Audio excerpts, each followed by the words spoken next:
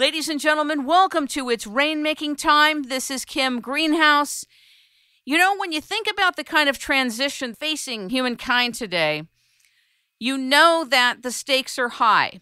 And although we like to walk around operating like we're in the know, the fact is that many of us are not in the know. There are great changes taking place, and there are people that are here on Earth to help midwife humankind to an advanced consciousness, to a place of stewardship and peace and recognition, and to elevate what's possible here.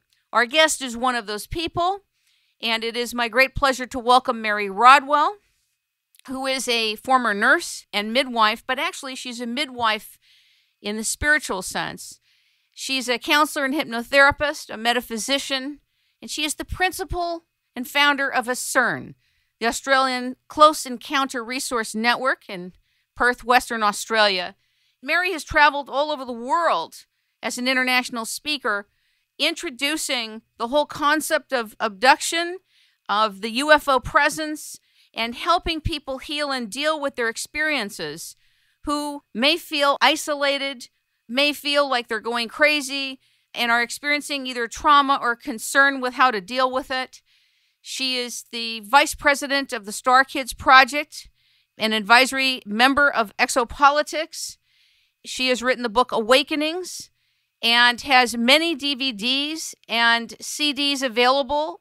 Ladies and gentlemen, welcome Mary to It's Rainmaking Time. Good morning in Australia. Good morning, Kim, and thank you so much for that wonderful intro. I hope I can live up to it. You know, I have to tell you something quickly. Many years ago, I was a tournament tennis player, and I've shared this on the air before. At a young age, there was this man named Tommy Cook who used to be this big announcer and promoter, and he introduced me one day at a tournament. There were like 300 people in the audience. He gave me the biggest introduction. I mean, it was like being at Wimbledon. I walk up to the baseline to serve, and I kid you not, Mary, I served the ball, and I hit the corner of my racket. I hit the wood. I never even hit the sweet spot. I got so nervous, I knocked the thing 500 feet out of the bleachers. So sometimes good introductions can help, and sometimes they can hinder, but I know in this case that they're helping. Because I'm talking to a fellow midwife, so I know it's a help. Some people may say we shouldn't be laughing. This is not a laughing matter, but I have to tell you that many years ago, I always thought I was very neutral about the subject of ufology and the alien presence and close encounter experience. The only thing I knew years ago, in terms of my own personal view, which shapes a lot of what we think, is that I accepted that we were not alone. I didn't need proof. I just accepted it. And I've always had an interest, but I have never had the level and depth of attention and interest like I have now in the middle of my life. And so I'm exercising great discernment to find people who are stewarding this subject carefully, honorably, and with excitement and forbearance at the same time. And you appear to be one of those people. So I'm delighted to have you on the show. Thank you, Kim. The first thing I want to ask you is there seems to be a distinction between the third dimension and the multiverse, or this multiple universe that we're living in, that is shaping what we see and what we're filtering in terms of our understanding of reality. And I've heard you talk about this on different videos, and you've written about it. But I think to begin our conversation, I'd like you to distinguish it for the audience.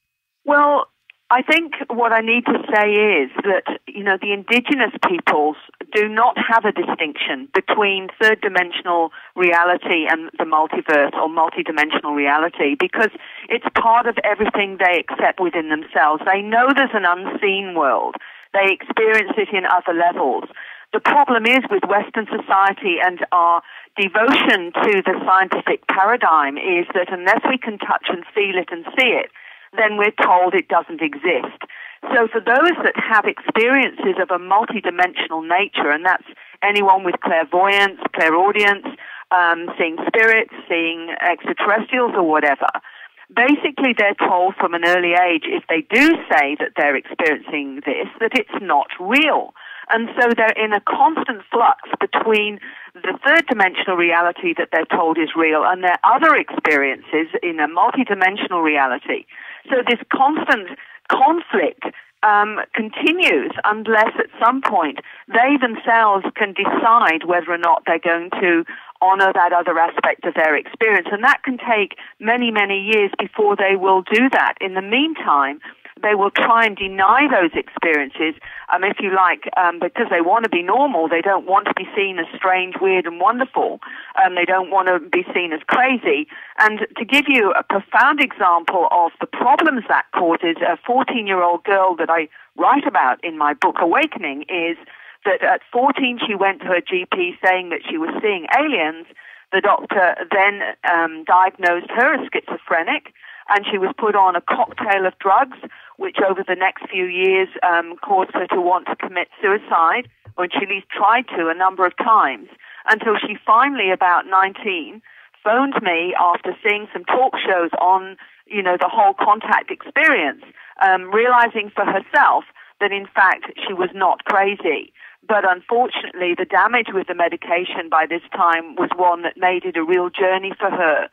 So this is why I'm so passionate, Kim, about this, is that we are medicating and diagnosing as an abnormality something that really is part of our heritage. I guess on a clinical level, I'm sure that you could understand why some people in the medical field have asserted that this is a clinical condition because they're superimposing schizophrenia on top of the experience of what this young girl expressed, even though it wasn't that. You know what I'm saying?